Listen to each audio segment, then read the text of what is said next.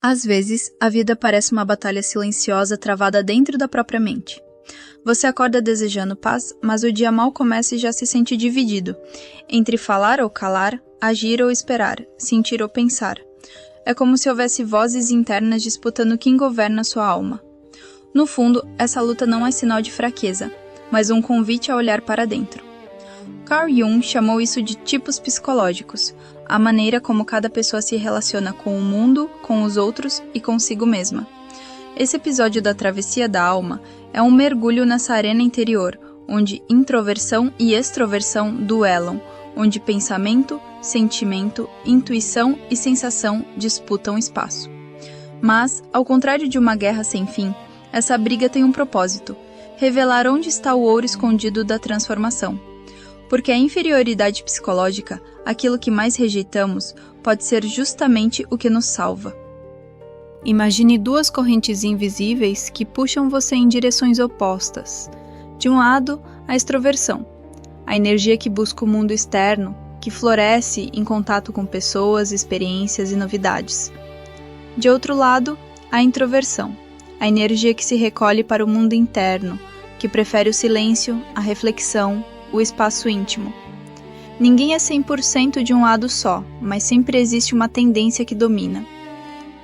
O extrovertido se alimenta de movimento e presença social, mas pode sentir medo da solidão.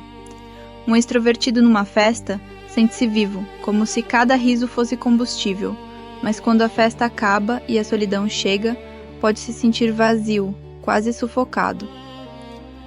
O introvertido encontra força na profundidade e no silêncio, mas pode se sentir esmagado pelo excesso de estímulos externos.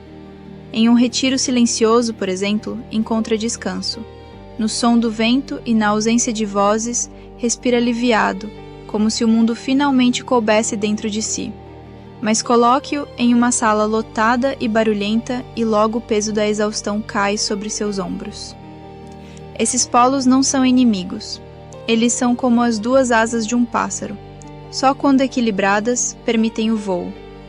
A travessia acontece quando você para de brigar com o oposto e aprende a dançar com ele.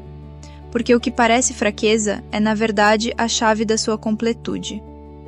Mas essa batalha vai muito além da forma como nos relacionamos com o mundo. Carl Jung mostrou que dentro de nós existem 4 funções principais que moldam nossa percepção e nossas decisões: pensamento, sentimento, sensação e intuição. O pensamento avalia o mundo através da lógica, buscando coerência e clareza. O sentimento julga de acordo com valores, dando importância ao que é bom ou mal para a alma. A sensação percebe o que é concreto, o que pode ser tocado, medido e comprovado. Já a intuição enxerga o invisível, os padrões, as possibilidades que ainda não se materializaram. Mas não basta pensar em qual função parece mais natural para você.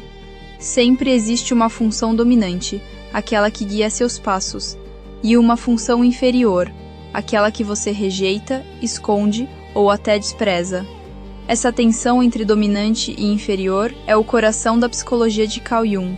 Não é opcional. Todo ser humano vive essa divisão, e ignorar a inferioridade não a elimina, apenas a empurra para o inconsciente, onde ela age de forma sombria e descontrolada. É nesse contraste entre a dominante e a inferior que nasce a tensão interior e também a possibilidade de transformação. Pense, por exemplo, em alguém que domina a função pensamento. Essa pessoa é prática, lógica, analítica. O mundo faz sentido porque pode ser organizado em categorias, cálculos e argumentos. Mas muitas vezes o preço disso é uma dificuldade de lidar com sentimentos próprios e alheios. O coração parece um território caótico, e o que é emocional vira sinônimo de fraqueza. O pensador pode acreditar que controla tudo com lógica, mas no silêncio da noite, o vazio emocional o consome, como um labirinto sem saída. Quanto mais tenta dominar o sentir, mais se perde em solidão. E, ainda assim, exatamente nessa fraqueza está o chamado da alma. Aprender a sentir. Quando a pessoa que vive pelo pensamento decide abrir espaço para o sentimento, mesmo com dor e resistência, nasce algo novo. A mesma inteligência que antes criava muros, agora aprende a construir pontes. E assim, o que era inferior se torna ouro. Não um ouro fácil, mas um metal precioso que só surge após o mergulho no que se rejeitava. O mesmo vale para quem vive pelo sentimento. Essas pessoas possuem uma bússola afetiva poderosa. Sabem quando algo é justo, quando há conexão verdadeira, quando um ambiente está vivo ou vazio. Mas, muitas vezes, ao se apoiar apenas no coração, deixam escapar a clareza que o pensamento poderia oferecer. O sentimental pode se entregar ao amor e à compaixão, mas quando falta clareza, vira refém de suas próprias emoções. O amor pode se tornar apego cego, a compaixão pode virar submissão. E nesse abismo, o coração se despedaça. O caminho de transformação está em não abandonar a sensibilidade, mas em integrá-la ao raciocínio. Ao aprender a pensar de forma estruturada, sem perder a alma do sentir, essa pessoa descobre que pode unir coração e razão. O resultado não é frieza, mas equilíbrio.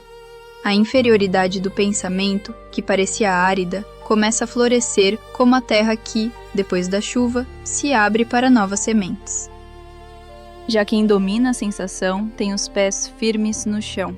Essas pessoas confiam no que podem ver, tocar, medir. São realistas, práticas, atentas ao presente.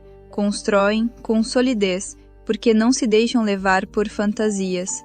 Mas, justamente por isso, correm o risco de se tornar prisioneiras do imediato, incapazes de sonhar. O invisível para elas parece inútil. O sensorial constrói com firmeza, mas preso apenas ao imediato, corre o risco de viver dias cinzentos. Cada manhã parece igual, cada noite parece vazia, e no fundo, sente que algo essencial está faltando. Porém, a alma cobra. Sem intuição, a vida perde o horizonte. Quando uma pessoa da sensação decide abrir espaço para o invisível, ela não perde o chão. Pelo contrário, ela aprende que raízes também podem crescer em direção ao céu. Integrar a intuição não significa abandonar a realidade, mas perceber que o real é maior do que aquilo que cabe nos sentidos. E para os intuitivos, a viagem é no sentido inverso. Eles enxergam possibilidades, pressentem caminhos, percebem conexões invisíveis. Vivem o futuro no que ainda não se manifestou. Mas o risco é esquecer do agora, perder a conexão com o corpo, com o concreto, com o simples toque da vida. O intuitivo voa no mundo das ideias, mas quando esquece do corpo, perde a âncora. Pode parecer iluminado, mas por dentro sofre com o vazio de nunca estar presente. A vida se torna abstrata demais, e ele próprio começa a desaparecer. A inferioridade da sensação grita nesse vazio. Desça a terra, sinta o peso das coisas, não viva só de símbolos. A transformação começa quando o intuitivo aprende a respeitar o presente, a dar valor às pequenas coisas, ao pão sobre a mesa, ao cheiro da manhã. O encontro entre intuição e sensação é como o casamento do céu com a terra. O que é invisível ganha corpo e o que é material se abre para novos sentidos. A grande verdade é que ninguém escapa dessa divisão. Sempre existe uma função que domina e outra que é relegada à sombra. E é justamente essa sombra que contém a chave da travessia. A inferioridade psicológica não é um defeito a ser corrigido, mas um tesouro escondido. É ouro bruto, enterrado no território que mais evitamos. Quando você se sente em conflito, quando percebe que uma parte de si está sempre em guerra com a outra, saiba que isso não é sinal de fracasso. É sinal de que a alma está pedindo integração. A travessia não é sobre eliminar a contradição, mas sobre aprender a viver com ela, transformando-a em força. Porque o que você rejeita hoje pode ser o que mais precisa amanhã. Mas como essa integração acontece na prática? Não é apenas um exercício mental. É uma descida ao corpo, às experiências concretas. O pensador precisa se permitir chorar diante de um filme.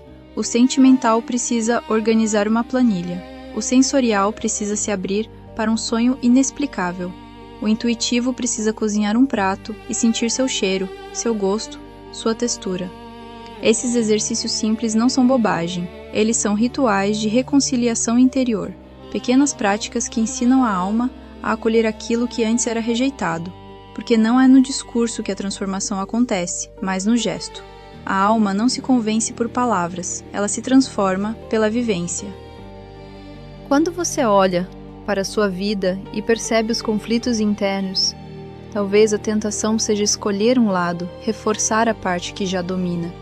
Mas a verdadeira jornada não é fortalecer o que já existe, e sim dar voz ao que sempre foi silenciado.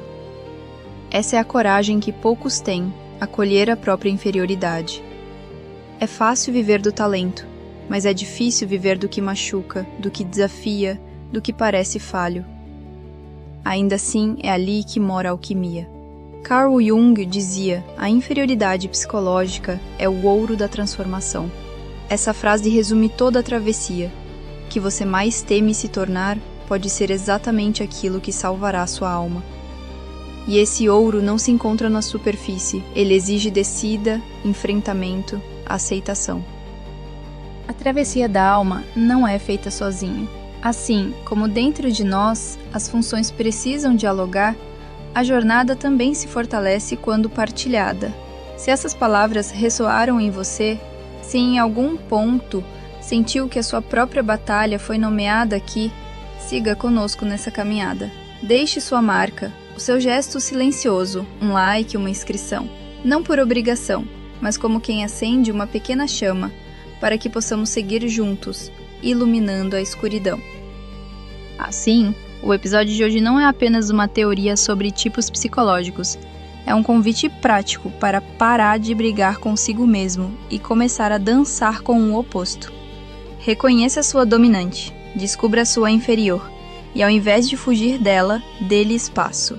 Essa travessia é longa e dolorosa, mas também libertadora, porque no momento em que você se reconcilia com o lado que sempre rejeitou, nasce uma nova inteireza, não mais um eu partido em dois, mas uma alma que caminha inteira.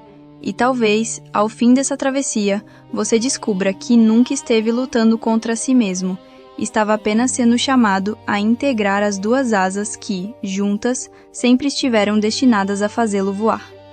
E agora eu te pergunto, qual é a sua função inferior? O que você mais evita em si mesmo? O que você tem medo de acolher? Porque é exatamente ali que está o ouro da sua transformação, não no que já domina, mas no que ainda resiste.